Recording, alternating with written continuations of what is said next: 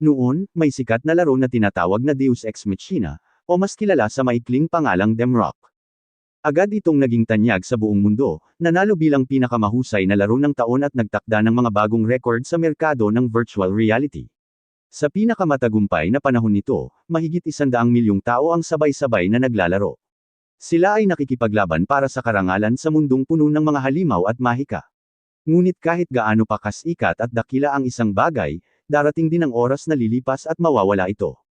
Sa paglipas ng maraming taon, unti-unting nabawasan ang bilang ng mga manlalaro. Marami na ang lumipat sa mga bagong laro at libangan na mas bago at mas kawili-wili. Sa huli, tuluyan nang natapos ang serbisyo nito. Nagtipon ang ilang matagal ng manlalaro sa paligid ng nagliliyab na apoy bilang huling pagpupulong at palm sa isa't isa. Biglang lumabas ang mensahe mula sa sistema na nagsasabing isasara na ang lahat ng server sa loob lamang ng 30 minuto. Si Kaiser, ang manlalaro na nasa unang pwesto sa buong Demrock, ay nakatingin sa dilim ng gabi. Kahit siya ang pinakamahusay at pinakamalakas sa lahat, tila payapa at kalmado lang ang kanyang pakiramdam sa nangyayari. Si Purple, ang nasa ikalimang pwesto at malaki at matipunong lalaki, ay patuloy na nagrereklamo at sinabing ang laro ay walang halong halaga at walang saysay. Sinabi pa niya na sa totoo lang, gusto na talaga niyang mawala at matigil na ito. Pero kapag nararamdaman na niya na talagang magwawakas na, may kakaiba at ibang pakiramdam pala. Si Sword Emperor, na nasa ika-4 na pwesto at may mahabang buhok na nakatali sa likod, ay nasiyahan at nag-enjoy sa paglalaro nito. Pero hindi niya talaga maintindihan kung bakit biglang nawala at namatay ang laro na akala nila ay magtatagal pa. Si Coco Chicken, isang babaeng nakasuot ng gintong maskara, ay nagsalita sa tabi nila at lalong hindi gumanda ang pakiramdam at mood ng lahat. Sinabi niya na hindi maganda at kakaiba ang itsura ng maskara ni Purple, at nakakainis din ang paraan ng pagsasalita at pakikitungo nito sa iba.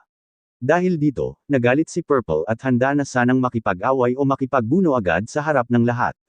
Pinigilan sila at pinatahimik sila ni Sword Emperor. Samantala, si Kaiser ay tahimik lamang na pinanood ang kanilang pagtatalo sa huling pagkakataon. Tumingin si Purple kay Kaiser na siyang pinuno at pinakakilalang tao sa kanilang grupo na bihirang magsalita o magpahayag ng damdamin.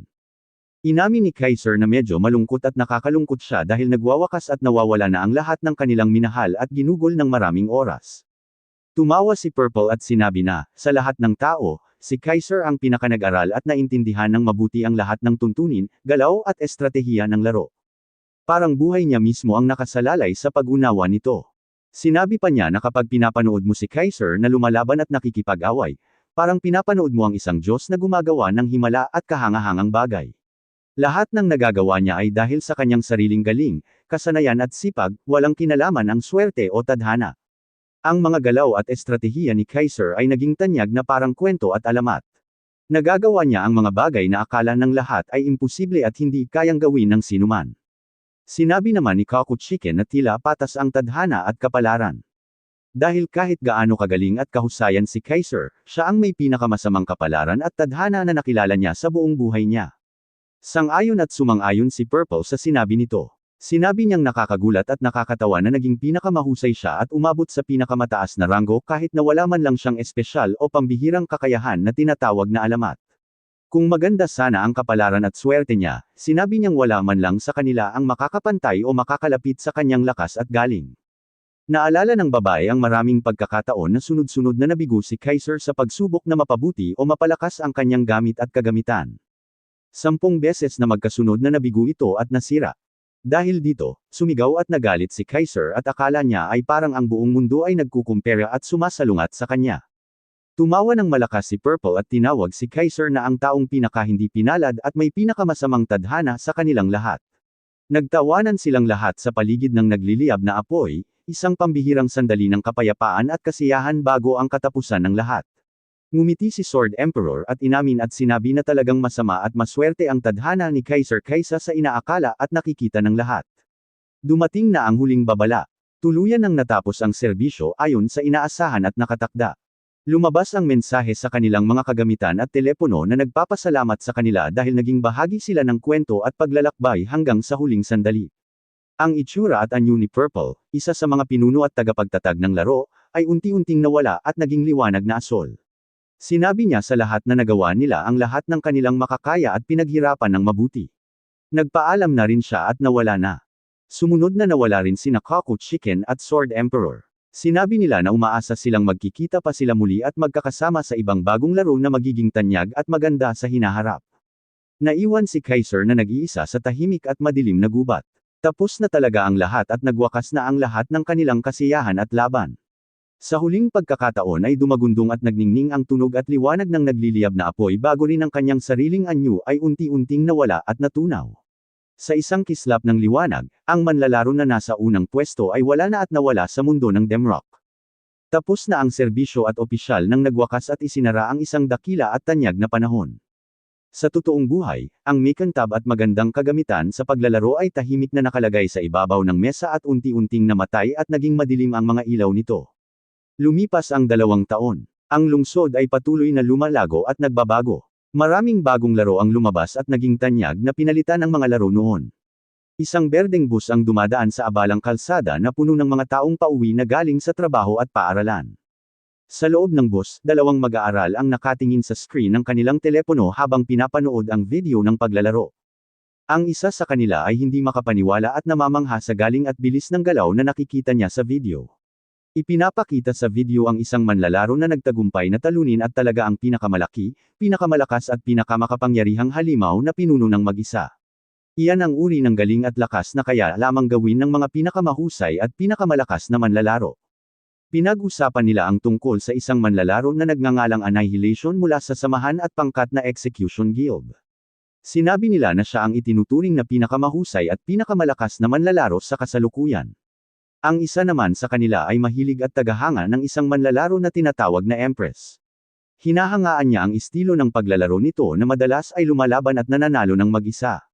Tinatawag niya itong matapang at malakas na manlalaro na parang matatag na lobo sa mundo ng paglalaro.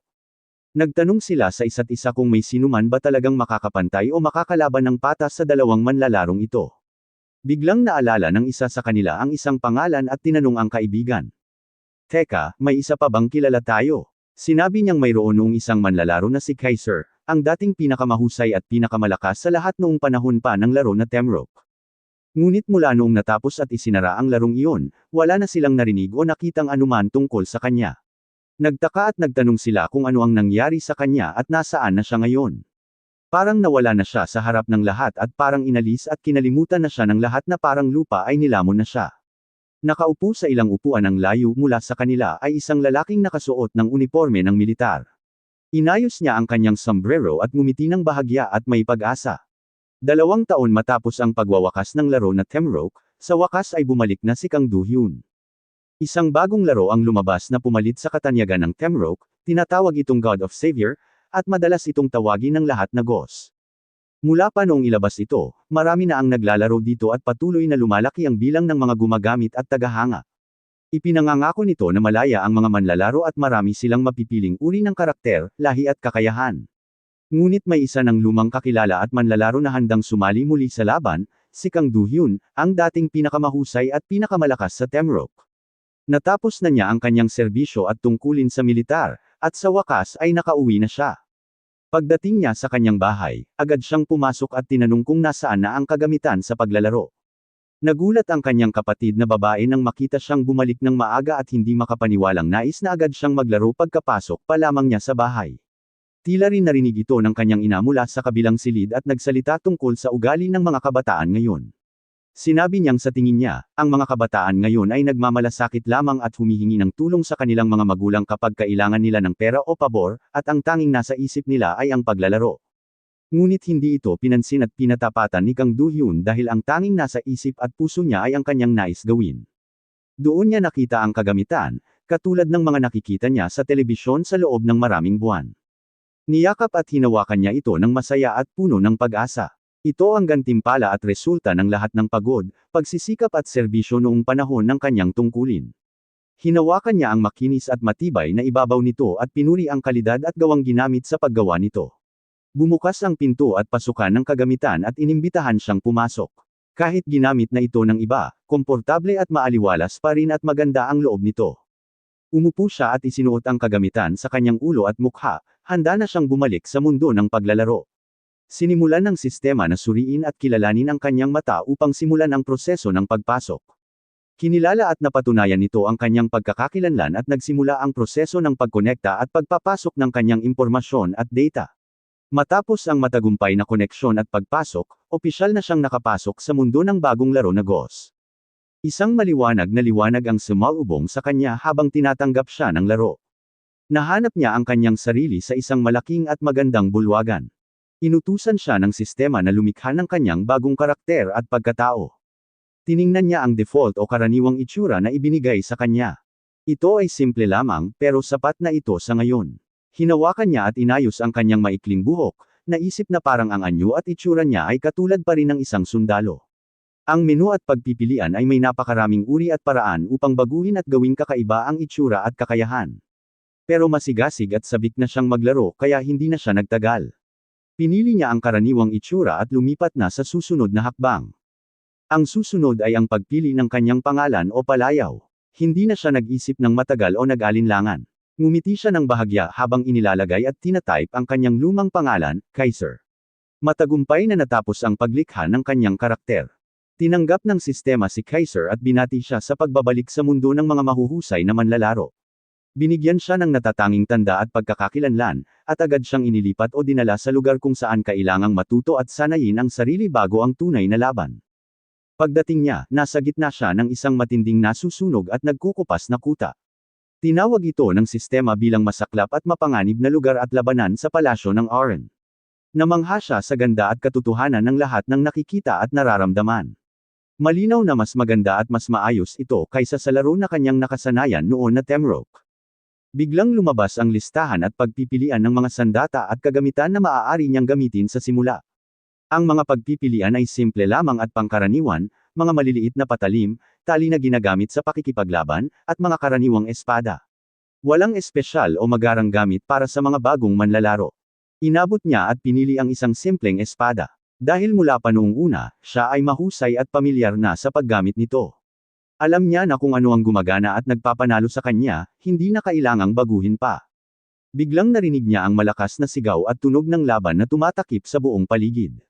Tumingin si Kaiser at nakita niya ang isang sundalo na mabilis na tumatakbo patungo sa kanya.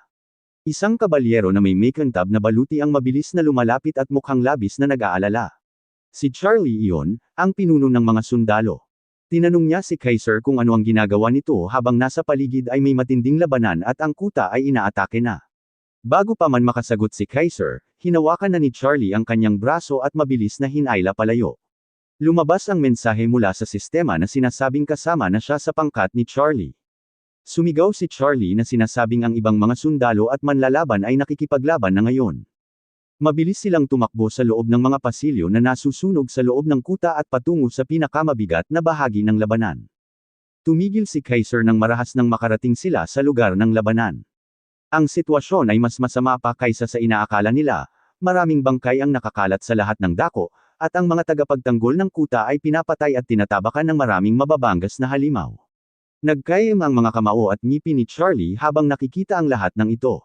Napagtanto niya na ang mga kalaban ay nakipag-ugnayan at nagkaisa sa mga halimaw.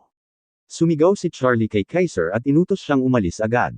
Sinabi niyang kung hindi nila mapipigilan ang mga sumasalakay ngayon, lahat sila ay mapapahamak at mas malaking panganib ay darating sa kanila. Itinuro niya ang daan at hinimok silang dumaan sa maliliit na daan upang makatipid ng oras. Hindi nagdalawang isip si Kaiser at sumunod sa kapitan sa loob ng mabibigat na pinto. Biglang may dumaan na palaso na mabilis at mapanganib ang itunog habang lumilipad sa hangin. Sunod-sunod pang mga palaso ang tumama sa batong sahig. Nakita na sila ng mga kalaban. Mula sa dilim ay lumabas ang mga mababangas na halimaw na puno ng galit at pagnanais na manakit, na ang kanilang mga mata ay kumikinang sa kaduwagan at pagnanakaw ng buhay. Nagmura si Charlie. Napakalalim na ng pagpasok ng mga halimaw sa loob ng kuta. Handa na siyang makipaglaban para makalusot, ngunit biglang may dumaan ng napakabilis na tao na hamarang sa kanya. Si Kaiser iyon. Hindi na hinintay pa ni Kaiser na matapos ang lahat ng sinasabi at utos ni Charlie. Sabik na siyang makipaglaban at agad na sumugod sa gitna ng labanan. Isang malaking halimaw ang sumigaw at tumalon mula sa dilim, may dalang mabigat na palakol.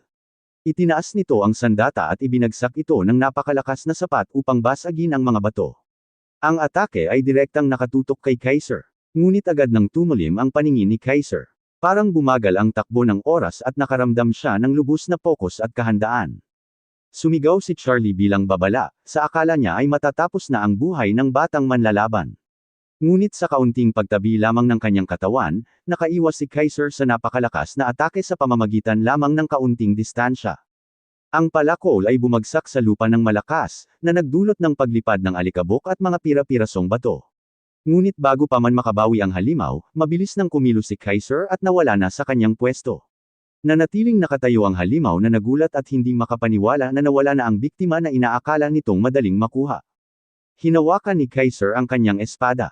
Oras na upang ipakita sa lahat kung bakit siya itinuturing na alamat. Sa isang kislap ng asul na liwanag, inilabas niya ang kanyang sandata at tinabasan ang halimaw sa iisang tuloy-tuloy at tumpak na galaw. Hindi siya tumigil sa pagkilos. Siya ay parang hangin at liwanag na mabilis lumipat. Binabantayan niya ang bawat galaw at estratehiya ng lahat ng kalaban gamit ang kanyang matalas na paningin. Tinabasan at tinalo niya ang maraming halimaw na parang isang malakas na bagyo na sumisira sa lahat ng humahadlang sa kanya.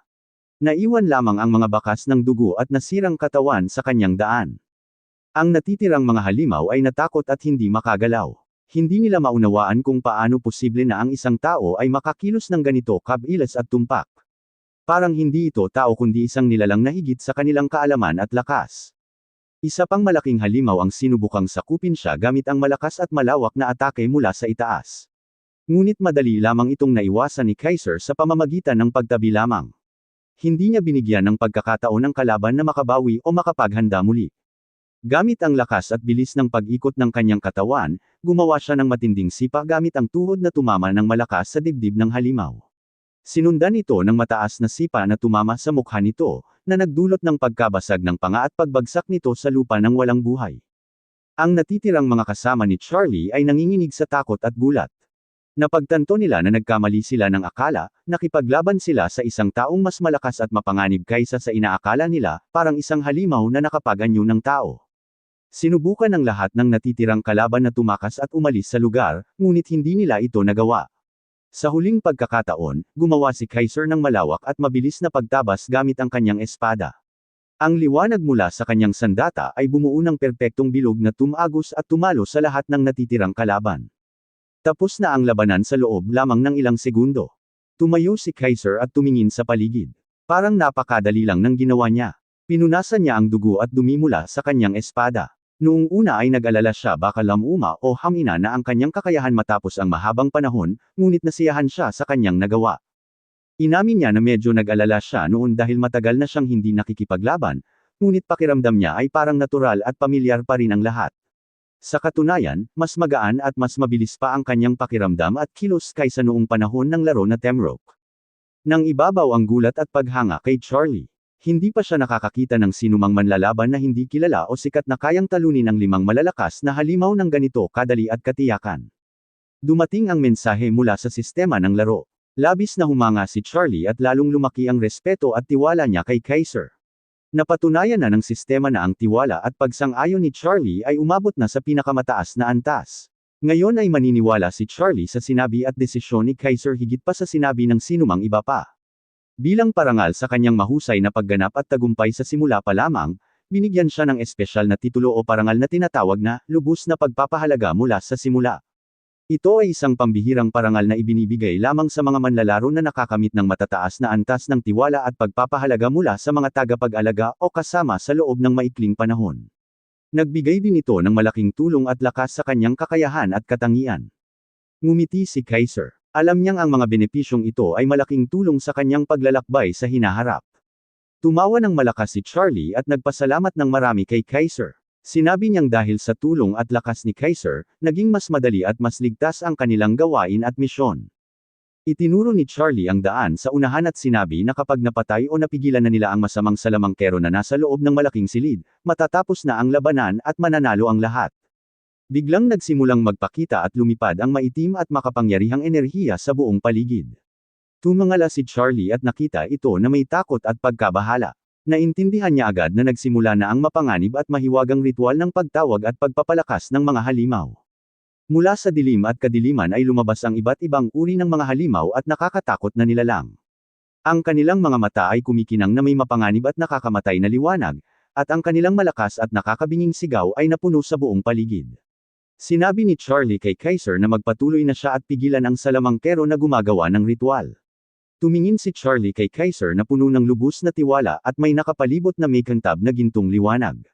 Naniniwala siya na si Kaiser lamang ang may kakayahang tapusin ang lahat ng ito. Nagbigay siya ng huling pagpapala, at sa boses na puno ng awtoridad at lakas bilang pinuno, itinulak niya si Kaiser patungo sa pinakamalaki at mapanganib na labanan. Kasabay nito, sumugod si Charlie kasama ang kanyang mga kasama patungo sa mga kalaban habang sumisigaw ng matapang. Ang kanyang baluti ay kumikinang habang nakikipaglaban siya ng mag-isa upang bigyan ng oras at daan si Kaiser. Nabigla si Kaiser sa nakikita at nararamdaman. Hindi ito ang takbo ng kwento at pangyayari na kanyang inaasahan at narinig noon. Naalala niya ng mabuti ang mga gabay at impormasyon tungkol sa laro na kanyang napanood dati sa mga video. Sa karaniwang paraan ng paglalaro at pagsasanay, si Charlie ang laging unang pumapasok sa huling silid at nakaharap sa kalaban. Sinabi rin sa mga gabay na maaaring magbago ang takbo ng kwento depende sa kilos at desisyon ng manlalaro, ngunit hindi inakala ni Kaiser na magkakaroon ng ganitong malaking pagbabago at pagkakaiba kumpara sa kanyang unang paglalaro. Lumapit siya sa malaki at magandang pinto. Sa sandaling tumapak siya, nagpakita at kumidlat ang makapangyarihang kuryenteng kulay lila sa paligid nito, at tuluyang isinara ang pinto sa likuran niya. Naiwan siyang nag-iisa sa harap ng malaking daanan patungo sa loob. Hawak niya ng mahigpit ang kanyang espada. Ang hangin sa paligid ay puno ng madilim at mapanganib na mahika, at nararamdaman ang kakaiba at nakakabahong ingay at lakas na nagmumula sa loob. Biglang lumabas ang mga mensahe at babala mula sa sistema na lumilitaw at nawawala sa kanyang paningin. Sinasabi nito na tanging isa lamang ang maaaring pumasok sa loob, at kung mabaigaw siya, magkakaroon ng malubha at nakakatakot na kahihinatnan. Tinanong din ng sistema kung nais ba niyang ipagpatuloy at pumasok. Nagulat si Kaiser dahil ang ganitong uri ng mensahe at sitwasyon ay hindi karaniwan at hindi nakikita sa normal na pagsasanay at pagtuturo. Unti-unti niyang naunawaan ang sitwasyon. Hindi lang ito simpleng pagbabago sa kwento, ito ay isang espesyal at lihim na bahagi ng laro na nagpapakita at nagiging buhay dahil sa kanyang pambihirang galing at tagumpay sa labanan. Naalala niya na ang ganitong mga espesyal na bahagi ay inihanda at inilagay ng mga gumawa at tagapagdisenyo ng laro. Nalalabas lamang ito kapag natugunan ng mga partikular at mahigpit na kondisyon at kinakailangan. Ang gantimpala at parangal kapag natapos ito ay napakataas at napakahalaga.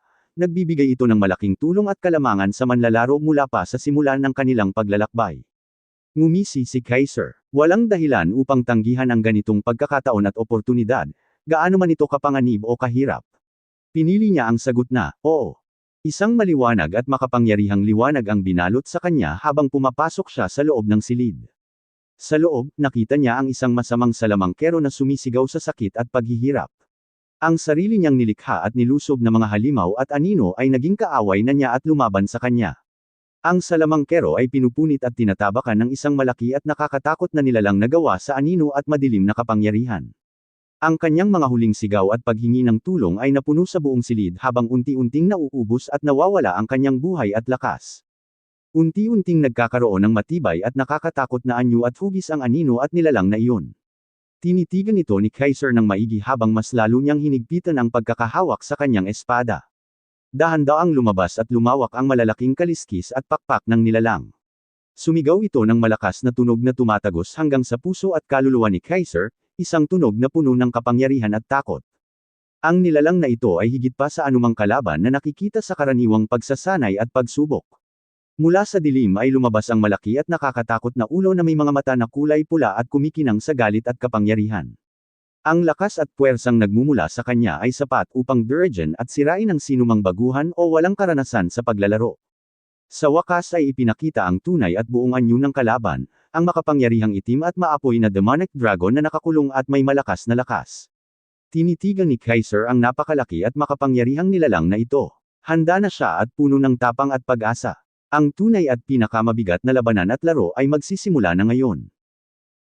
Ang laro na God of Savior ay kumuha ng maraming ideya at inspirasyon mula sa sikat at tanyag na laro noon na Temrock.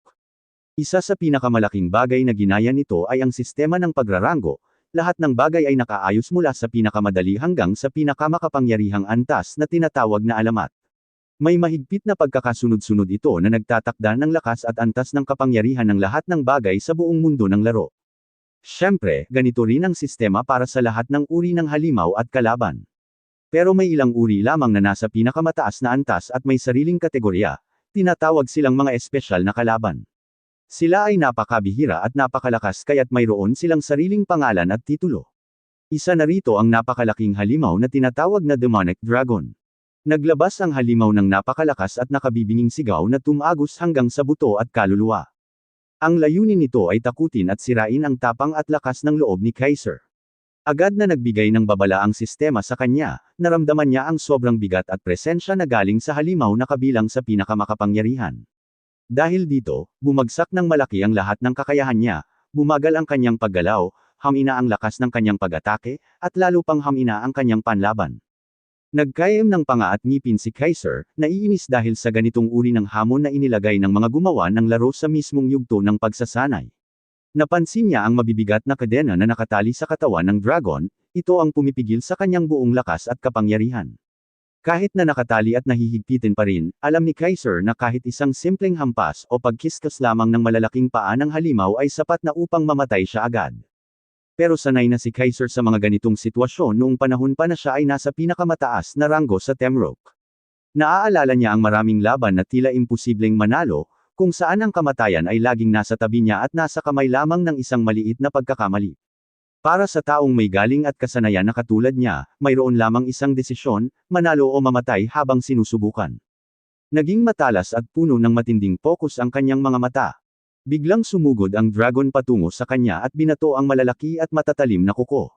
Mabilis na umiwas si Kaiser, halos dumampi na ang galaw ng kalaban sa kanya habang siya ay lumiliko at umiwas ng matalino. Agad na sumagot at umatake pabalik si Kaiser gamit ang kanyang espada, na nagdulot ng mga kislap at malakas na ingay habang tumatama ito sa matitibay na kaliskis ng halimaw. Sumugod at nagbukas ng bibig ang dragon upang kumagat, pero handa na si Kaiser sa susunod niyang galaw. Gumawa siya ng tumpak at matalas na pagtaga at sinubukang hanapin ang mahinang bahagi o proteksyon ng kalaban. Iniwasan niya ang paglapit ng masyadong malapit habang binabantayan niya ang bawat galaw at paggalaw ng kalamnan at katawan ng dragon. Muli silang nagbanggaan ng malakas, nagkaroon ng maliwanag na kislap at malakas na ingay habang muli siyang nakaiwas sa malakas na atake. Tumalon si Kaiser ng mataas sa ere at inilapat ang lahat ng kanyang lakas at bigat sa isang malakas at mabigat na pagtama pababa. Hindi siya umiwas o pumikit, lubos siyang nakatuon sa laban at sa ritmo ng buhay at kamatayan na nangyayari sa harap niya. Matapos ang dalawang perpektong atake, napagtanto ni Kaiser na ang tanging pinsalang naibigay niya ay nasa 120 lamang, kahit na ang kabuuang lakas at buhay ng halimaw ay nasa halos 1,000,000. Ngumisi si Kaiser habang pinupunasan ng pawis sa kanyang mukha. Alam niya na ang hirap at bigat ng laban na ito ay katulad ng sinasabi ng lahat ng manlalaro at komunidad, napakahirap at halos imposibleng manalo rito. Sa mga talakayan at pagsasalita sa internet, sinasabi na ito ay kalaban na hindi dapat kayang talunin ng sinumang karaniwang manlalaro. May mga nagsasabi pa nga na ang anyo at itsura nito ay sobrang nakakatakot na hindi na nila kayang tignan pa, lalo na't harapin ito sa laban.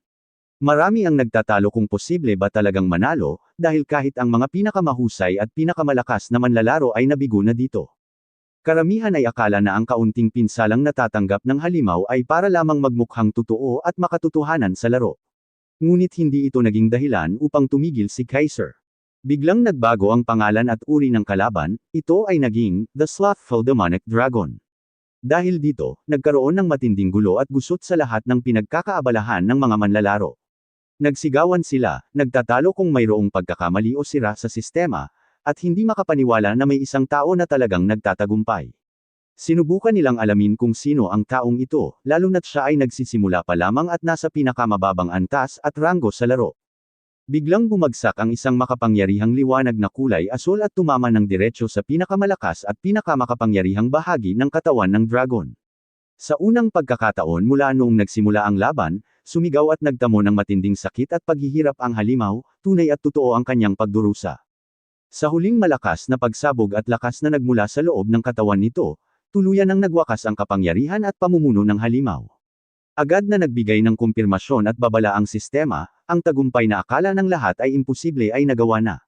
Ang tanyag at makapangyarihang kalaban ay tuluyan ng natalo at natapos na ang kanyang panahon. Si Kaiser ay naging ang kauna-unahang tao sa buong kasaysayan ng laro na nagtagumpay at natalo sa ganitong uri ng kalaban sa panahon pa lamang ng pagsasanay. Humawak siya ng mahigpit sa kanyang espada habang humihinga ng malalim at puno ng pagod at may mga bakas ng dugo sa katawan. Hindi pa rin siya lubos na makapaniwala na nagawa niya ito. Tinitigan niya ang lugar kung saan nakatayo ang dragon at sinabing ito ay isang matigas at matatag na kalaban. Sinabi rin sa sarili na ito ang unang pagkakataon na nagawa niya ang ganitong uri ng bagay. Napagtanto rin niya na dahil sa sobrang hirap ng laban na ito, malamang ay hindi rin kayang talunin ito ng iba pang pinakamahusay at pinakamalakas na manlalaro. Sa kabilang banda, maraming manlalaro ang nagagalit at nagrereklamo sa mga gumawa ng laro dahil sa paggawa ng kalaban na tila hindi kayang talunin. Ngumisi lamang si Kaiser habang iniisip ang tungkol sa kanyang mga dating kalaban at kakumpetensya, nagtataka siya kung nasaan na sila at kung ano ang kanilang ginagawa ngayon. Biglang lumabas ang mensahe at gantimpala mula sa sistema, nakuha niya ang titulo na unang nagtagumpay at maraming bagong kakayahan at katangian. Dito na nagsimulang dumami at lumakas ang kanyang mga kakayahan, mula sa pagiging mahusay sa paggamit ng sandata, may kakayahang makita at malaman ang mga bagay na nakatago, hanggang sa pagiging makapangyarihang mandirigma at tunay na bayani. Nakuha rin niya ang isang espesyal na kakayahan matapos matugunan ang mahihirap na kondisyon at pagsubok. At ang pinakamahalaga sa lahat, may nakuha siyang natatanging kakayahan na tinatawag na mata ng katotohanan. Hindi makapaniwala si Kaiser sa kanyang swerte. Karaniwan, ang mga manlalaro ay makakakuha lamang ng isa o dalawang kakayahan pagkatapos ng pagsasanay. Pero ang mga kakayahan ay napakahalagang bahagi ng sistema ng God of Savior, nagbibigay ito ng dagdag na lakas at espesyal na kakayahan sa bawat manlalaro, mula sa pagpapadali ng paggalugad hanggang sa pagpapalakas ng lakas sa pakikipaglaban. Mas mataas ang antas at lakas ng kakayahan kung mas marami at mas magagaling ang mga tagumpay na nagagawa ng isang manlalaro.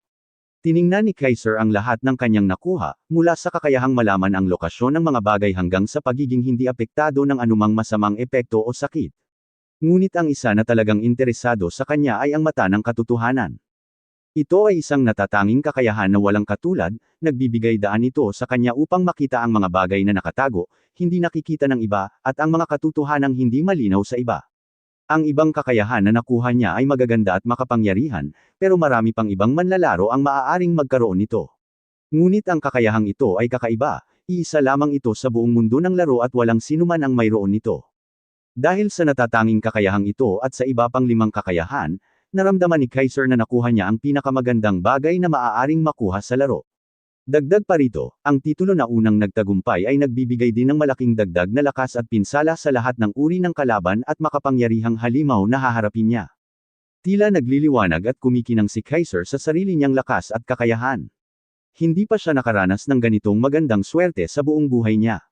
Dahil dati, siya ang taong itinuturing na pinakahindi pinalad sa lahat, ngunit sa pagkakataong ito ay tila nagbago ang tadhana at nagbigay sa kanya ng lahat ng ito. Ngunit bigla niyang napansin na may isa pa ring tao sa loob ng silid. Si Charlie, ang pinuno ng mga kabalyero, ay nandoon pa rin, nakasandal sa kanyang espada at nahihingal ng malalim. Ang kanyang baluti ay sira-sira at may mga malalalim na sugat, at malinaw na labis pa rin siya sa gulat at pagkamangha sa nangyari. Lumapit si Kaiser sa kanya habang naririnig ang tunog ng kanyang mga sapatos sa sahig na puno ng dugo at buhangin. Nagtataka si Kaiser kung ano ang nasa isip ng kabalyero sa sandaling ito. Tinanong siya ni Charlie kung totoo bang natalo at natapos na niya ang napakalakas at nakakatakot na halimaw na iyon. Hindi siya makapaniwala na kahit isang galos o sugat ay wala sa katawan ni Kaiser, kaya't tinanong niya kung sino talaga ito at saan siya galing. Sinubukan ni Kaiser na ipaliwanag ang lahat, ngunit pinigilan siya ni Charlie at sinabing hindi na mahalaga kung saan siya nanggaling o sino siya. Sinabi ng pinuno ng mga sundalo na ang mga tunay na bayani ay laging lumilitaw sa panahon ng kaguluhan at paghihirap. Tinitigan niya si Kaiser ng puno ng paghanga at lubos na paggalang. Hindi alam ni Kaiser kung paano tumugon sa labis na pagpapahalaga at paghanga na ibinibigay sa kanya. Naniniwala si Charlie na si Kaiser ang magiging liwanag at pag-asa na magdadala ng pagbabago at kaunlaran sa buong mundo. Dahan-daang lumuhad si Charlie sa harap niya at nag-alok ng kanyang buong serbisyo at katapatan. Lumabas ang mensahe mula sa sistema, nais ni Charlie na mag-alay ng kanyang buong buhay at walang hanggang katapatan kay Kaiser. Kung tatanggapin ito, si Charlie ay magiging opisyal na kasama at tagapaglingkod ni Kaiser, at makakakuha rin ng maraming benepisyo at tulong. Nagulat si Kaiser sa natanggap na gantimpala, ito ay isa sa pinakamahalaga at pinakamagandang bagay na maaaring makuha sa panahon ng pagsasanay. Ngunit may isang kondisyon, si Charlie ay isa lamang karakter at tagapagtatagpo mula sa nakaraan at kasaysayan, kaya't wala siyang kakayahang makilahok sa mga laban o gawain sa kasalukuyan. Naalala ni Kaiser na ang lahat ng ito ay bahagi lamang ng pagpapakita at pagbabalik tanaw sa mga pangyayari sa nakaraan. Sinabi niya kay Charlie na gawin lamang ang anumang gusto niya, at inakala niyang formalidad lamang ito kaya't tinanggap niya ang pangako at katapatan nito. Opisyal na naitala ito sa sistema at kasaysayan ng laro, ang masamang pangyayari sa Arlen Castle ay binago at naging tagumpay sa alaala ni Charlie. Sinabi rin ng sistema na makakapagpahinga na si Charlie at makakapanatag ang kanyang isip at kaluluwa, umaasa siya na sa hinaharap ay makakasama niya muli si Kaiser. Inulit ito ni Kaiser sa sarili habang nakatingin sa paligid na nagsisimula ng magliwanag at magbago. Nalaman niya na malapit na siyang ilipat sa isang bagong lugar at kinalalagyan. Ang bilog at daanan ng paglipat ay kumikinang sa kulay asul na matinding liwanag habang dahan-daang inaalis si Kaiser mula sa lugar ng pagsasanay. Tinitigan siya ni Charlie sa huling pagkakataon at tinawag siyang kanyang kapitan. Tinanong niya kung saan ang kanilang susunod na patutunguhan, handa siyang sumunod at samahan siya sa kahit saan. Nag-isip sandali si Kaiser habang unti-unting nawawala ang tanawin sa kanyang paligid. Pupunta tayo sa kung saan tayo kailangan, sagot ni Kaiser habang may tiwala at ngiti sa kanyang mukha. Dahil ito ang mundong puno ng kaguluhan at pagsubok, dagdag pa niya habang umaalingaw-ngaw ang kanyang boses sa paligid. Nabigla at labis na natuwa si Charlie sa sinabi ni Kaiser, ramdam na ramdam niya ang pag-asa at lakas na dulot nito. Habang nagbibilang na ng 5 segundo bago lumipat ang lugar, nagsimulang mawala at maglaho ang buong silid. Mabilis na inabot ni Charlie ang isang kwintas na may makikinang na bato na kulay rosas at inialay ito kay Kaiser. Kapitan, pakiusap tanggapin ito. Kinuha ni Kaiser ang regalo at nagulat sa biglaang pagtanggap ng bagong gamit. Habang bumababa ang bilang sa 2 segundo, nagbigay si Charlie ng huling ngiti ng pasasalamat bago tuluyang nawala. Salamat, Kapitan. Pakisilayan mo ang pagliligtas sa lahat. Tapos ng paglipat at biglang hinayla si Kaiser patungo sa kabilang panig. Nang magmulat siya ng mata, nasa loob na siya ng isang malaki at marangal na bulwagan na tila gawa sa liwanag at ginto. Maligayang pagdating sa kapitulo ng mga Diyos, anunsyo ng sistema. Dito mo mapipili ang iyong tagapagtanggol at itatakda ang iyong kinabukasan. Nakatayo si Kaiser sa harap ng isang napakalaking haligi na kumikinang ng impormasyon at kaalaman. Handa na siyang harapin ang susunod na hakbang sa kanyang paglalakbay, habang naghihintay sa kanya ang mga pagpapala at lakas na galing sa mga Diyos. Nakarating na si Kang Du-hyun sa Panteon, ang lugar na karaniwang tinatawag ng maraming manlalaro bilang silid ng pagpili ng kapalaran. Ito talaga ang puso ng buong laro, kung saan ang lahat ng mangyayari sa iyo sa hinaharap ay nakadepende sa iisang pagpili lang. Sa lugar na ito, mas marami pang tao ang napaiyak at nagsaya kaysa sa ibang parte ng laro. Ang mga patakaran ay simple lang, pipili ka ng isang Diyos na iyong susundin, at ang Diyos na iyon ang magtatakda kung anong uri o klase ka sa laro. Ang mga Diyos ay nahahati sa 3 antas, ang alamat, ang bayani, at ang mitolohiya. Ang mga Diyos sa antas na alamat ay mga kwento at paniniwala na ipinasa pasa sa loob ng mahabang panahon. Ang mga Diyos na kabilang sa antas na bayani naman ay mga dating tao na naging makapangyarihan at naging Diyos dahil sa kanilang mga nagawa at kabayanihan.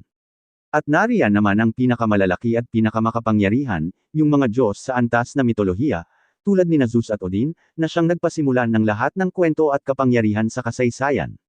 Siyempre, sila ay nasa sarili nilang antas at walang sino man ang makakapantay sa kanila. Ang dami ng mga card ay sobrang dami na parang hindi mo alam kung alin ang pipiliin. Pero hindi masyadong umaasa si Kang Du-hyun dahil alam naman niyang laging malas siya sa lahat ng oras. Nasa bingit na siya ng pagpili nang biglang may nakakuha ng atensyon niya, isang card na kumikinang ng ginto at napakalinaw tignan. Ginamit niya ang bagong kakayahan na nakuha niya, ang mata ng katotohanan, para makita ang tunay na itsura at halaga ng card, napangiti at natigilan siya sa kanyang nakita. Dahil sa kakayahang ito, nakikita niya ang lahat ng lihim at tunay na katangian ng bawat bagay. Kung totoo ang kanyang nakikita, ibig sabihin ay sigurado siyang makakakuha siya ng pinakamalakas at pinakamagandang uri tuwing pipili siya. Naalala niya ang mga kaibigan niya noon na laging tinatawanan siya at binabastos dahil sa palagi niyang pagiging malas. Noon ay tumatawa lang siya kasama nila, pero sa totoo lang, masakit at nakakalungkot ang nararamdaman niya sa mga sinasabi nila. Pero sa pagkakataong ito, nararamdaman niyang ito na ang pagkakataon para maibalik niya ang kanyang pangalan at maabot muli ang pinakamataas na ranggo sa lahat. Huminga siya ng malalim at pinilit na manatiling kalmado at mahinahon. Desidido siyang kukunin lang ang mga card na nasa antas na ginto at wala nang iba pa. Inabot niya ang card na iyon at naramdaman niya ang matinding lakas at kapangyarihan na nagmumula rito. Nakuha niya si Tyr, ang Diyos ng Espada na isang kamay lang ang mayroon, at kabilang sa pinakamalalakas na Diyos sa antas na mitolohiya. Hindi pa rin makapaniwala si Kang Do-hyun, sa unang pagpili pa lang niya ay nakuha na niya ang pinakamalakas na uri. Pero sa kasamaang palad, agad na tinanggihan siya ng sistema. Lumalabas sa mensahe na hindi pa nabubuo ang katawan at kakayahan niya para tanggapin at gamitin ang ganitong kalaki ng lakas. Natigilan siya sa gulat at hindi makapaniwala sa nangyari. Parang sinasabi lang ng laro na hindi siya karapat-dapat o hindi pwede. Nalilito siya at hindi maintindihan ang ibig sabihin nito, paano siya magiging tagasunod at katulong ng isang Diyos kung hindi pa handa ang sarili niya. Kahit si Tyr ay mukhang nalilito rin at hindi alam ang gagawin. Ang sitwasyong ito ay hindi dapat mangyari o posible mangyari. Wala siyang narinig o nakitang ibang manlalaro na nakaranas ng ganitong problema noon. Habang iniisip ang nangyari, napagtanto niya ang dahilan, karaniwan kasi, natalo muna ang manlalaro sa pinakamalakas na kalaban o boss bago ipakita at tanggapin ng sistema ang kapangyarihan at pagpapala ng mga Diyos. Pero dahil siya ang pumatay agad sa kalaban, hindi dumating o lumabas ang mensahe at pagpapala na dapat ay natanggap niya. Kaya nawala ang pagkakataon niya na matanggap ang kapangyarihan. Tiningnan niya ang kanyang impormasyon at katangian, at mukha namang normal ang lahat para sa isang manlalaro na bago pa lang at nasa unang antas. Pero may isang malaking problema, ang uri at kakayahan niya ay karaniwan lang, isa lamang siyang simpleng manlalaro, at wala siyang natatanging katangian na dapat ay taglay niya bilang tagasunod ng isang Diyos. Parang sinasabi lang ng sistema na wala siyang espesyal na kakayahan at walang silbi. Nagsimulang mag-alala at matakot si Kang Do-hyun. Kung hindi siya makakuha ng tamang uri at kakayahan, wala siyang magagawa at mananatili siyang mahina at walang silbi. At kung pipili pa siya ng ibang card, wala ring silbi dahil hindi pa rin handa ang sarili niya para tanggapin ang ganitong kalaki ng lakas. Dahan-dahan siyang lumuhad sa sahig at nagsimulang isipin na nasira na ang kanyang paglalakbay bago pa man ito talagang magsimula. Kung babaguhin niya ang kanyang karakter at magsisimula ulit, kailangan niyang maghintay ng halos 2 buwan bago siya makabalik sa ganitong sitwasyon. Wala siyang panahon para maghintay at magsayang ng oras. Tapos, may napansin siyang isa pang card na nakatago sa ilalim at likod ng marami pang ibang card, isang card na kulay pula. Hindi pa niya naririnig o nakikita na mayroong ganitong uri ng card sa buong laro. Dahil wala na siyang ibang mapipili at wala na siyang mawawala, hinawakan at tinapakan niya ito. Biglang nagliwanag at umilo ang buong lugar dahil sa pagpili niya. Nakuha niya ang card ni Casher, ang huling manlalaro na itinuturing na dakila at nakalimutan na ng marami. Dahil mayroon na siyang katangian at kakayahan na angkop sa isang karaniwang manlalaro, sa wakas ay natanggap at naging totoo ang kanyang pagpili. Sa wakas ay naging totoo na ang lahat at nakuha na niya ang tunay at espesyal na uri. Ang kanyang lakas at kakayahan ay nagsimulang lumakas at lumago ng mabilis. Mula sa paglalarawan ng kanyang bagong kakayahan, nalaman niya na noong unang panahon ay napakalakas at makapangyarihan ang mga tao sa mundong ito, ngunit unti-unti silang hamina at nawala hanggang sa mag-iwan lamang ng huling lahi na nananatili hanggang ngayon. Nagkalat at sumabog ang matinding lakas at enerhiyang kulay pula sa paligid ni Kang Do-hyun habang ang kapangyarihan at lakas ng huling manlalaro ay pumapasok at nananatili sa kanyang katawan at isipan. Ang espesyal at natatanging kakayahan na nakuha niya ay talagang napakalakas at hindi karaniwan, kaya niyang gamitin ang anumang uri ng kakayahan at lakas mula sa iba't ibang uri at antas, nang walang anumang limitasyon o kondisyon. Naintindihan niya na hindi na siya nakatali sa iisang uri o paraan ng pakikipaglaban. Maaari niyang gamitin ang lahat ng uri ng kakayahan at lakas na umiiral sa buong laro. Dahil dito, maaari niyang piliin at pagsamahin ang pinakamalalakas at pinakamagagandang kakayahan para sa sarili, at lumikha ng sarili niyang estilo at paraan ng pakikipaglaban na walang sinuman ang makakapantay sa kanya. Sa pagsasama-sama ng kakayahang makakita ng katotohanan at kakayahang makakuha ng pinakamahusay na kakayahan, kasama na ang kalayaang gamitin ang lahat ng ito, magiging napakalakas at hindi matatalo ang kanyang lakas at kakayahan, wala siyang anumang kahinaan na maaaring gamitin ng sinuman laban sa kanya. Matapos makuha at maunawaan ang lahat ng kakayahan at lakas, sinimulan na ng sistema ang pagbibilang pababa upang ilipat siya sa pangunahing mundo ng laro. Ngumiti si Kang Do-hyun habang iniisip na sa pagkakataong ito, talagang sulit at maganda ang kanyang pagsisikap at paghihintay. Nang matapos ang pagbibilang, inilipat siya sa bagong lugar at nang magmulat siya ng mata, nasa isang malaki at maunlad na lungsod siya na may maliwanag at malinaw na langit. Ang lungsod na ito ay tinatawag na Avtartal, ang lungsod ng mga panimula at bagong simula, at puno ito ng maraming manlalaro na galing sa iba't ibang lugar. Sa paligid ay maraming manlalaro na abala sa kanilang gawain at paglalakbay. May nakikita siyang isa na galit at talagang naiinis dahil sa hindi magandang nakuha sa pagpili, habang ang kaibigan nito ay sinusubukang ipaliwanag sa kanya na marami pang ibang bagay at gawain sa laro bukod lang sa pakikipaglaban. Tiningnan lang ni Kang Do-hyun ang paligid at parang isa lang siya sa maraming manlalaro na nandoon lang. May dalawang tao na taga-grupo o samahan na naglilibot at naghahanap ng mga bagong miyembro, pero mukhang hindi sila nasisiyahan dahil sa pakiramdam ay walang sapat na galing o kakayahan ang mga nakikita nila. Dapat ay kilala at respetado sila dahil sila ang pumipili ng miyembro, pero para sa karamihan ng manlalaro, parang mga taong nakakainis at pilit na nagbebenta ng produkto o serbisyo lang sila. Isang lalaki sa kanila ang nagrereklamo tungkol sa dami ng dapat nilang tapusin o gawin sa loob ng buwan, at nag-aalala siya na baka mapag-alitan o parusahan siya ng kanyang pinuno. Nang dumaan si Kang Do-hyun, tumigil sila at tiningnan siya. Nang makita nila ang simpleng gamit at kagamitan na suot niya, akala nila ay mahina at walang silbi siyang manlalaro. Nagpasya silang huwag nang magsayang ng oras at lakas sa kanya at nagpatuloy na lang sa paglalakad habang buntong hininga. Hindi pinansin ni Kang Do-hyun ang sinabi at ginawa nila at tiningnan ang kwintas na ibinigay sa kanya ni Charlie, ang kwintas na lumalakas at nagiging mas maganda habang nakakakuha siya ng karanasan. Talagang napakalakas at espesyal ng gamit na ito. Kahit ang mga pangunahing katangian at kakayahan nito ay mas mahusay at mas malakas kaysa sa pinakamagagandang gamit na makukuha sa pinakamalalakas na parte ng laro. Talagang napakaganda at swerte nang nangyari sa kanya sa pagkakataong ito. Biglang lumabas sa sistema ang bagong gawain at misyon para sa lahat ng nasa lugar, kailangang paksain at patayin ang maraming halimaw na tinatawag na mga goblin. Ito ay karaniwang gawain kung saan kailangang patayin ang 40 sa mga ito para makakuha ng sapat na pera at karanasan. Masaya at masigla ang maraming manlalaro dahil hindi na nila kailangang maghintay sa pila o mag-abang ng oras para makapagsimula. Si Hunter Dante ang nanguna at nagtulak sa lahat na sumali at magtulungan, at sinabi nila na aalis na siya at ibinibigay na ang gawain sa lahat. Ang buong plaza ng lungsod ay naging maingay at magulo dahil sa maraming tao na naghahanap ng kasama para makipaglaban at tapusin ang gawain. Nakikita ito ni Kang Do-hyun at napagtanto na karamihan ay nagsasama-sama at nagtutulungan. Bigla namang lumapit sa kanya ang isang manlalaro na nagngangalang Shieldy Beast at inanyayahan siyang sumama sa kanilang grupo para maabot ang antas 12. Ang ibang kasama sa grupo ay nagnanais na matanggap siya dahil kailangan nila ng maraming kasama at lakas para matapos agad ang gawain. Nag-isip sandali si Kang Do-hyun at napagpasyahan na tama sila, ito ang pinakamabilis at pinakamabuting paraan upang magsimula at lumakas. Sa simula pa lang ng laro, mas mainam na magtulungan at magsama-sama dahil mas malaki at mas marami ang makukuha na lakas at karanasan. Tinanggap niya ang imbitasyon at sumama sa kanila. Ang grupo ay nabuo na at si Shieldy ang namumuno, habang si Kang Do-hyun ay gumamit muli ng pangalang ginamit niya noon, si Kaiser.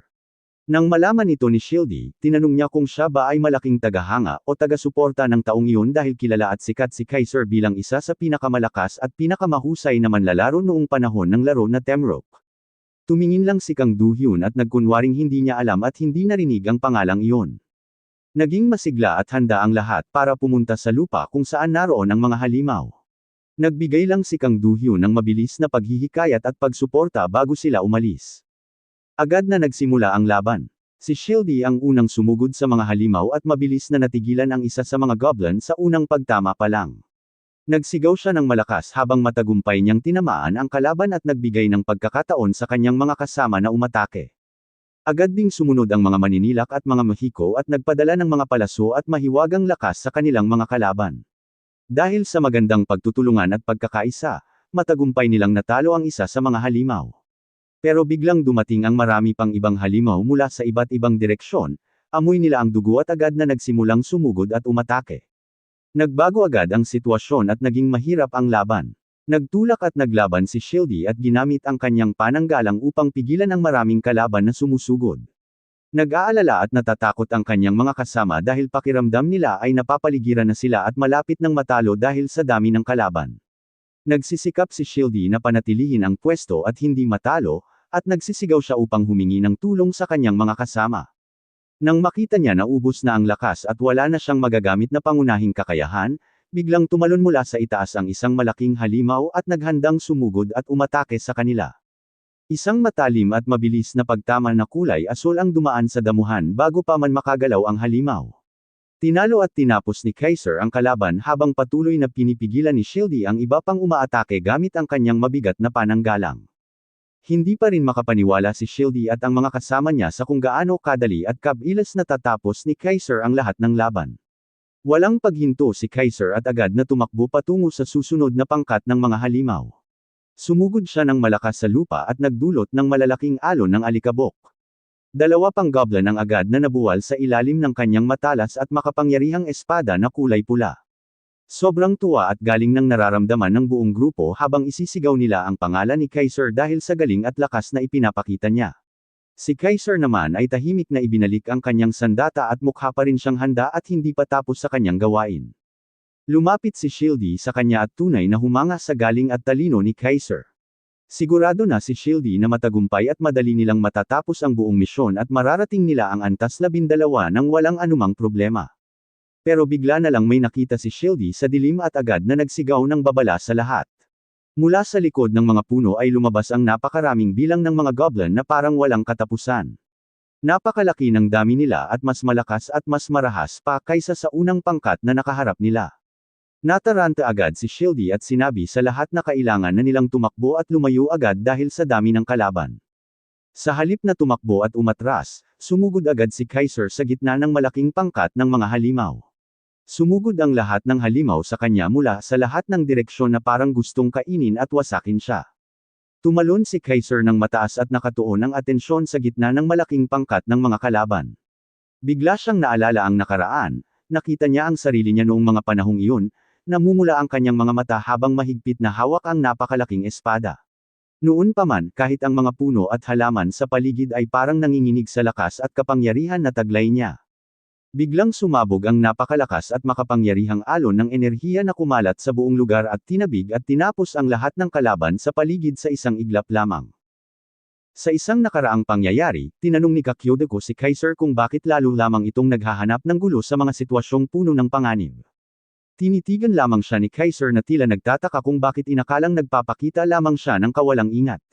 Itinuro ni Kakyodeko na ang pagpasok agad sa labanan habang mababa pa ang antas ng lakas ay parang pagnanais na mamatay. Itinuro naman ni Kaiser ang bangkay ng dambuhalang halimaw sa likuran niya at sinabing natalo naman niya ito, hindi ba? Inamin ni Kakyodeko na totoo yun, ngunit nagbabala pa rin na napakadelikado pa rin ang ganitong paraan ng pakikipaglaban. Bumalik ang kwento sa kasalukuyan. Tinitingnan ni Kaiser ang dami ng mga kalaban at inamin na maaaring ganito nga ang tingin ng iba sa kanya. Ngunit sa kanyang sarili, alam niyang walang dahilan upang humarap sa hindi kinakailangang panganib para lamang makipaglaban. Bago pa man makakilos ang kanyang mga kasama, mabilis na kumilos si Kaiser na parang kidlat. Ang totoo niyan, kailanman ay hindi siya nakipaglaban ng walang pag-iingat. Lumipad siya sa himpapawid habang tumpak na sinusundan ng bawat galaw ng mga kalaban. Naalala niya ang kanyang dating pananaw, nakikipaglaban lamang siya kapag tiyak na siyang mananalo. Tumahimik saglit ang kagubatan ng siya ay sumalakay. Lumabas ang abiso ng sistema nang gamitin niya ang kanyang kakayahang pagwasak. Tumagos ang kanyang espada sa dibdib ng isang goblin at halos hatiin ito sa dalawa. Kinumpirma ng sistema ang pagkatalo nito at nagbigay ng gantimpalang balat ng halimaw. Sinuri niya ang paligid at nakita na natitira na lamang ay isang goblin na taga-panes sa likuran. Tumakbo siya ng mas mabilis kaysa sa kayang gawin ng mga kalaban. Simple lamang ang kanyang estratehiya, kapag marami ang kalaban, unahin ang mga nakakalaban mula sa malayo. Pinagpuputol-putol niya ang mga bantay habang nasa ere, kaya naman naiwan ang matabang goblin na may baril na walang maapuhap na panangga o takas. Si Kaiser ay parang bagyo ng bakal na tumatagos sa mga duwende na may nakakatakot na katumpakan. Sa gitna ng labanan, umaktibo ang kanyang katangiang paglaban, na nagbigay sa kanya ng lakas na higit pa sa karaniwang kakayahan ng katawan. Habang kumikinang ang kanyang mga mata, naghanda siya para sa susunod na matinding atake. Isang goblin ang sumigaw sa takot habang nakikitang naglalaho ang kanyang mga kasama, ngunit huli na ang lahat. Nakalampas na sila ni Kaiser, na nag-iiwan ng mitenggalang bakas ang espada sa hangin. Mabilis siyang gumalaw na halos hindi na sumasayad ang kanyang paa sa mga damo. Nakatayo siya ng matatag sa gitna ng maraming kalaban na wala kahit kaunting takot. Sinubukan siyang lapitan at siksikan ng mga halimaw, ngunit iniiwasan niya ang bawat atake na parang naiinip na siya. Buo ang kanyang atensyon habang nakatutok sa susunod na target. Sa isang iglap ay nagpalit siya ng sandata at itinusok ang isang punyal sa bungo ng isang goblin. Ang kombinasyon ng kanyang katangiang, dalubhasa sa lahat ng sandata, at uri ng manlalaro na manlalakbay, ay parang isang tiyak na paraan ng pagkapanalo, dahil nagbibigay ito sa kanya ng kakayahang gamitin ang anumang kasanayan para sa anumang uri ng sandata. Maging si Kaiser ay nagulat sa kung gaano kalakas ang ganitong kombinasyon. Dinampot niya ang sandatang nahulog mula sa kalaban at ginamit ang kakayahang hanapin ang kahinaan, na nagdulot ng matinding pinsala at agad na nagpatumba sa halimaw. Mabilis na napuno ng mga bangkay ng goblin ang lugar. Kumuha siya ng isang mabigat na pamalo at sinimulang hagupitan ang lahat ng humaharang. Anuman ang kanyang gamitin, ibinibigay ng sistema ang tamang kasanayan para magamit ito ng mahusay. Isang goblin ang nabagok ang ulo dahil sa isang malakas na hampas mula sa itaas. Naiisip na ng mga halimaw na parang nakalaban sila ng isang halimaw din. Hindi sila binigyan ni Kaiser ng panahong makahinga, itinusok niya ang espada sa lalamunan ng isa, sinuntok naman sa leeg ang kasunod gamit ang pamalo, at tinapos ang natitira gamit ang isang malawak na hampas ng mabigat na sandata. Mabilis na tumaas ang antas ng kanyang kasanayan dahil sa paggamit niya ng iba't ibang uri ng sandata ng sabay-sabay. Pagkakita sa kanyang nagawa, natuwa siya sa kanyang bagong kakayahan. Inaasahan niyang matututunan ang mga kasanayan, ngunit hindi niya inakalang magagamit niya ito ng ganito kahusay agad. Napangiti siya, mas higit pa sa inaasahan niya ang galing ng pagiging isang manlalakbay. Samantala, si Shieldy ay nakatayo lamang sa gilid na hindi makapaniwala sa kanyang nakikita. Pinapawisan siya habang nagtataka kung posible ba talagang magawa iyon ng isang baguhan. Alam niyang kahit ang mga may karanasan ng pangkat ay nahihirapang talunin ang ganitong karaming kalaban, ngunit narito si Kaiser na mag-isang lumalaban at parang nagpapainit lamang ng katawan. Isang pangalan mula noon ang pumasok sa kanyang isip, si Kaiser, ang maalamat na manlalaro na nasa tuktok ng lahat. Napag-isipan niya kung ito ba ay ang parehong henyo mula sa panahon ng Demrock, ngunit agad niya itong itinakwil. Imposibleng mapabilang ang isang alamat sa pangkat na katulad nila. Marami ang nagtataka kung nasaan na ang maalamat na si Kaiser, at ayon sa karamihan ay huli na ang lahat para makabalik pa siya. Ngunit hindi maalis sa isip ni Shieldy ang pagkakahawig. Tinitigan niya muli ang misteryosong kasama at nagtanong sa sarili kung sino nga ba talaga ito. Naalala niya ang sabi-sabi na ang tunay na Kaiser ay parang baliw kapag nakikipaglaban. Nang makita ang ekspresyon ni Kaiser, medyo nag-alala siya na baka balisa nga ito, ngunit nanatiling mahinahon at seryoso ang mukha nito. Nawala na parang usok ang mga natitirang sandata nang sa wakas ay matapos ang labanan. Natuwa si Kaiser sa naging resulta. Matagumpay niyang nalampasan ang mga limitasyon ng laro pagdating sa kagamitan. Nang wala ng panganib, oras na upang suriin ang kanyang kalagayan. Binuksan ni Kaiser ang kanyang status window upang makita ang kanyang pag-unlad. Nakaabot na siya sa ika-4 na antas at mayroon ng kahangahangang lakas para sa isang nagsisimula pa lamang, bukod pa sa ilang makapangyarihang titulo. Nakapagtaas siya ng 3 antas mula sa isang labanan lamang, tunay na mahusay na paraan ng pag-unlad. Sinimulan niyang ipamahagi ang kanyang mga nakuha na puntos, na nakatuon sa pagpapabuti ng kanyang galing sa espada, habang pinalalakas din ang kanyang liksi at pakiramdam. Dahil sa kanyang mga titulo tulad ng Unang Pumatay, at sa natatanging kwintas mula kay Charlie, naging napakalakas ng kanyang kabuwang kakayahan. Huminga ng malalim si Kaiser at nanatiling mahinahon sa kabila ng biglaang paglakas niya. Sa kabilang banda, ang kanyang mga kasama ay labis na namangha. Hindi sila matapos-tapos sa pagpuri sa kung gaano kadali niyang tinalo ang dagsa ng mga kalaban. Nagbulungan sina Shieldy at ang mamamana, at muling napag-usapan kung ito ba nga ang maalamat na si Kaiser. Inamin ng tagasanggalang na matapos makita ang ginawa nito, iyon na lamang ang lohikal na paliwanag. Maging ang mamamana ay nagsimula ng maniwala dito, habang si Kaiser naman ay nagkukunwaring walang alam. Napangiti lamang siya ng alanganin habang iniisip na totoo nga sila, siya nga ang tunay na alamat. Nagtataka pa rin ang mamamana at nagtanong kung nakakuha ba siya ng pambihirang kakayahan para makagawa ng ganoong kalaking pinsala. Ibinaba lamang ito ni Kaiser at sinabing dahil ito sa kanyang mga katangian at kaunting swerte mula sa mga nakuha niyang titulo. Lalo silang nasiyahan nang malaman nilang may titulo na siya.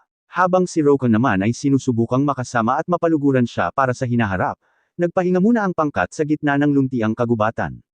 Nang bumalik na ang kanilang lakas, handa nang umulit sa pakikipagsapalaran si Shieldy. Dahil sa lakas ng loob dahil nasa kanila si Kaiser, iminungkahi ng mamamana na harapin naman nila ang mas malaking pangkat ng mga goblin ngayon. Napatawa lamang si Kaiser at sumang-ayon sa plano. Lahat sila ay puno ng sigla at handa nang bumalik sa labanan dahil alam nilang mayroon silang napakalakas na kasama. Ngunit saglit na nagbago ang mukha ni Kaiser habang napapaisip. Naalala niya ang kanyang nakaraan, ang mga panahong kasama ang mga kilalang manlalaro na umaasa sa kanya sa lahat ng bagay. Naalala niya ang mga pagtatalo at labis na pagtitiwala sa sarili, ibang-iba sa mga tapat na baguhang kasama niya ngayon. Tumingala siya sa langit at napag-isip kung nasaan na at ano na ang ginagawa ng mga dating kasama. Naputol ang kanyang pag-iisip nang biglang lumabas ang isang pulang abiso mula sa sistema, isang agarang misyon upang tugisin ang isang nagbago at mas malakas na Goblin Warrior. Tumalim ang tingin ni Kaiser nang mabasa niya ang pangalan ng target. Tila tapos na nga talaga ang kanyang pagpapainit. Tumatagos ang liwanag ng araw mula sa mga ulap habang naghahanda sila para sa misyon. Nakarating ang grupo sa bakana ng isang napakalaki at madilim na kuweba. Pinapawisan ng malakas sina Shildy at Yubon Kyung, pero si Kaiser ay nanatiling kalmado at parang walang inaalala. Walang tigil silang nanghuli ng mga kalaban habang papunta sa libingang ito. Naging matagumpay ang kanilang pagsasanay dahil umabot sa ika-9 na antas ang lahat ng kasama, pero papasok sila sa lugar na kilalang nakamamatay para sa mga baguhan. Puno ang mga online na pahina ng mga reklamo mula sa mga manlalaro kung gaano kahirap ang pagsalakay na ito. Ang libingan ni Ards ang unang malaking pagsubok, at karamihan sa mga baguhan ay namamatay sa kanilang unang pagtatangka. Iba ang antas ng hirap dito kumpara sa mga karaniwang kalaban na nakalaban nila sa labas. Ito ay isang lugar na nangangailangan ng maayos na pagtutulungan at pagsunod sa tamang paraan ng pakikipaglaban. Dito madalas nauubos o natatalo ang mga bagong nabuong grupo. May iba na mas pinipili pang sumugod ng mag-isa para lang makaiwas sa mga kasamang laging nagkakamali. Nag-aalala si Yubon kung habang iniisip ang bigat ng sitwasyon. Sinabi ni Shildy sa lahat na kailangan nilang malampasan ito kung gusto nilang umabante sa mas matataas na misyon. Nakatingin lang si Kaiser sa kanya, mukhang naiinip gaya ng dati. Parang sa totoong buhay, mas gusto ng mga kumpanya dito ang mga may karanasan kaysa sa mga baguhan. Hindi ka kakausapin ng malalaking samahan kung hindi mo pa natatalo ang tiyak na kalabang ito. May mga sumusubok magsinungaling tungkol sa kanilang mga nagawa, pero hindi madaling mandaya sa sistemang ito.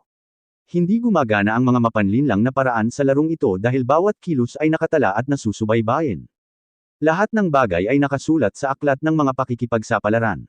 Nakalagay doon ang iyong mga misyon, mga nakuha mong gamit, at bawat kalabang natalo mo mula noon hanggang ngayon. Ang talaang ito ay nagsisilbing katibayan ng galing ng isang manlalaro.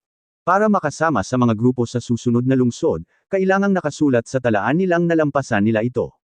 Wala silang ibang magagawa kundi ang magtiis at ituloy ang laban. Alam ni Kaiser na kailangan talagang talunin ang kalaban sa susunod na lungsod para umusad. Humakbang siya pasulong. Nakarating sila sa tinitirhan ng espesyal na Goblin Warrior, isang bihirang kalaban. Lumingon si Kaiser na may nakakalokong ngiti at tinanong kung handa na silang pumasok. Pinag-aralan na nina Shield at ang iba ang tamang estratehiya at determinado silang hindi mabaigo. Nagtipon ang grupo sa paanan ng napakalaking pintuang bato. Tiningnan pa muli ni Shieldist si Kaiser bago sila tuluyang umalis. Huminga siya ng malalim at naglakad patungo sa pasukan.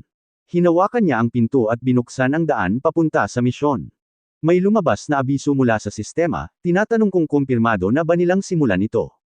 Ang iba ay sabik at handa ng makipaglaban. Lahat ay sumang-ayong pumasok, pati na rin si Kaiser.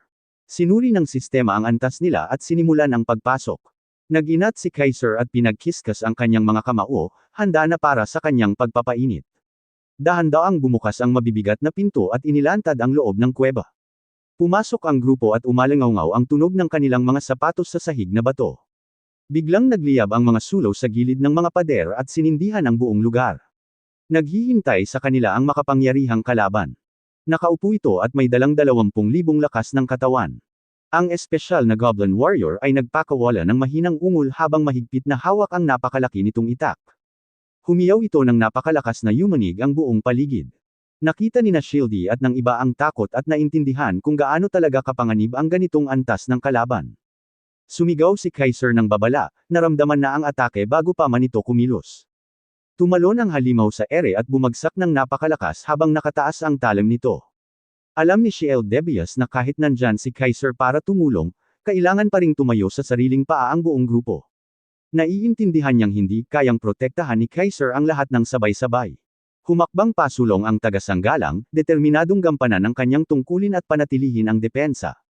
Tumakbo ang kalaban ng mabilis habang humihiyaw ng nakakatakot.